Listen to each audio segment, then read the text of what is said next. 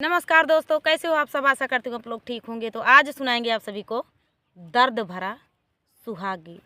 भाई और बहन का दर्द भरा सुहाग गीत है।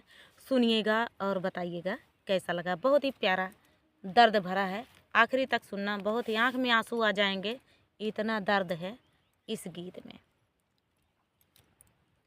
शादी विवाह का समय चल रहा है अभी, तो चलिए सुनाते हैं। और आप लोगों से रिक्वेस्ट है कि हमारे चैनल को सपोर्ट ज़रूर कीजिएगा, दीपिका ऑफिशियल चैनल पे। तो चलिए सुनाते हैं प्यारा सा दर्द भरा विवाह गीत। तो चलिए दोस्तों, आप इस वीडियो को इतना वायरल कर दीजिए, इतना वायरल कर दीजिए, इतना वायरल कर दीजिए। हाँ, तो चलिए दोस्तों, दोनों बहन खूब खुश हो जाएं। तो चलिए दोस्तों, आप लोग प्यार दुलार रेखा विजय ब्लॉग पे बनाए रखिएगा। चलिए सुनाते हैं। घोड़ावा चढ़लया मई भैया हो कवने रामा बहिनी डेवढ़िया पे ठाड़ रे लालनवा। यारे बहिनी डेवढ़िया पे ठाड़ रे लालनवा। कहवा से भीगल भैया घोड़े कैला गमिया। यारे कहवा भीगल तालावर रे लालनवा। यारे कहवा भीगल तालावर रे लालनवा। अब देखा, यहीं से शुरू होता कहानी। कहवा से भीगल भैया घोड़े कैला गमिया। यारे कहवा भीगल तालावर रे लालनवा। यारे कहवा भीगल तालावर रे लालनवा। के करे ही राजवा के मारे मोरे बीराना। यारे के करे रे नूरा उजाड़ रे लालनवा। यारे के करे से नूरा उजाड़ रे लालनवा। बहिनी के बात सुनी बोला ले बीरानवा। यारे हड़ा पी बोलाई बात रे लालनवा। यारे हड़ा पी बोलाई बात रे लालनवा। ओसिया से भीगल बहिनी घोड़े कैला गमिया। यारे खूनावा भीगल तालावर रे लालनवा। यारे खूनावा भीगल तालावर रे लालनवा।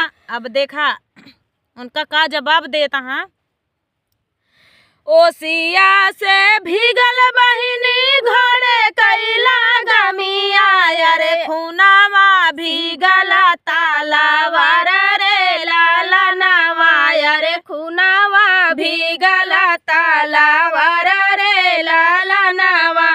तोहरे साजनवा के मारी के गिरावले। अरे जी तोहरा ही से नूरा उजाड़े रे लालनवा। यारे तोहरा ही से नूरा उजाड़े रे लालनवा।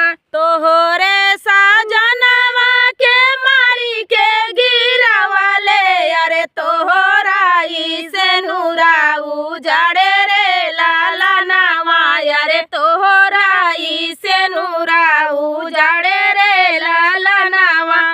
जिनी जहिया बहिनी हो अपने ससुरवा। यारे रही जइहा नैहरे के देश रे लालनवा। यारे रही जइहा नैहरे के देश रे लालनवा। जिनी जइहा मारी बहिनी अपने ससुरवा। यारे रही जइहा नैहरे के देश रे लालनवा। यारे रही जइहा नैहरे के देश रे लालनवा। जिनी जइहा मोरी बहिनी अपने ससुरवा। यारे रही जइहा नैहरे के देश रे लालनवा। यारे रही जइहा नैहरे के देश रे लालनवा। हमारा होर लवा खेलायु मोरी बहिनी। यारे रही जइहा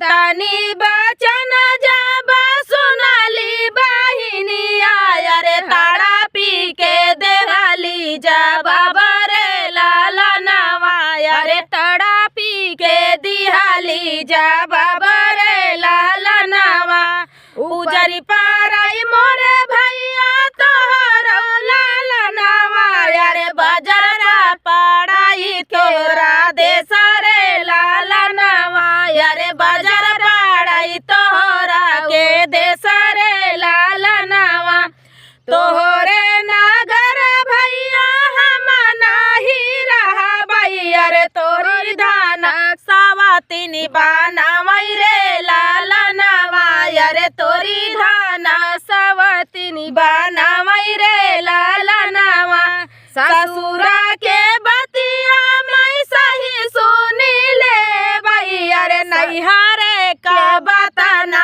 सहाई रे लालनवा अरे नैहरे का बतना सहाई रे लालनवा ससुरे का बतिया मैं सही सुनी ले बई अरे नैहरे का बतना सहाई रे लालनवा अरे नैहरे का बतना सहाई रे लालनवा देवरा के अपने महिला का खेलऊ बई अरे ले बाई दनवा गुजर रे लालनवा अरे ले बाई दिनवा बीताई रे लालनवा नैहरे के देश भैया कबहू ना होला अरे ससुरे का घर अपन खास रे लालनवा अरे ससुरे का घर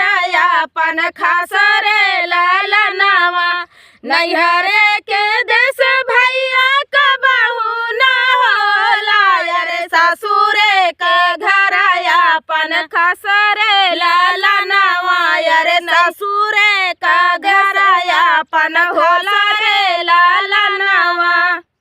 तो दोस्तों ये प्यारा सा गीत, दर्द भरा गीत आप सभी को कैसा लगा कमेंट में ज़रूर बताना। बहुत ही ज़्यादा दर्द भरा गीत था।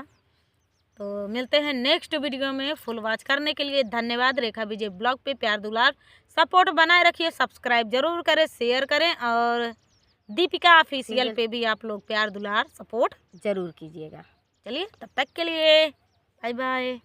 आप सभी के लिए इतना मेहनत करते हैं दोस्तों। हम लोग कहाँ कहाँ आए हैं, कहाँ आए हैं। यहाँ खेत, ये हमारा सरसों का खेत है, ये देखिए ये, और बहुत सारा सरसों और यहाँ धूप लगा हुआ है। यहाँ बैठकर वीडियो बना रहे हैं। बहुत ही तकलीफ होती है दोस्तों, लेकिन क्या करें, आप लोगों के लिए गीत लाना पड़ता है और नए नए लोकेशन दिखाना पड़ता है। तो आप लोग ये हमारा लोकेशन आज का कैसा लगा कमेंट में जरूर बताना। क्योंकि हम लोग खेत का लोकेशन अपने ही खेत में घुस के बैठे हैं, जैसे लगे दूसरे के खेत में बनाते तो गाली भी नहीं, ऐसी बात गाली भी सुनने मिलती, कौन यहाँ घुस के बना रहा है। लेकिन अपने खेत में हमारी सासू मम्मी आई हैं, हमारी सासू मम्मी आई हैं, हमारे जीजा जी आए हैं और वहाँ पे हैं हमारे खेत। वो लोग मुझे जो कहा थी रखावत खेत में जई बहुत ज्यादा हो गई है गेहूँ खेत में। हम लोग यहाँ वीडियो बना रहे हैं तो उसी में गैया के लिए चारा उचार मम्मी चारा निकाल रही हैं, उचार रही हैं। चलिए दोस्तों मिलते हैं नेक्स्ट वीडियो में, मिलते हैं तब तक के लिए।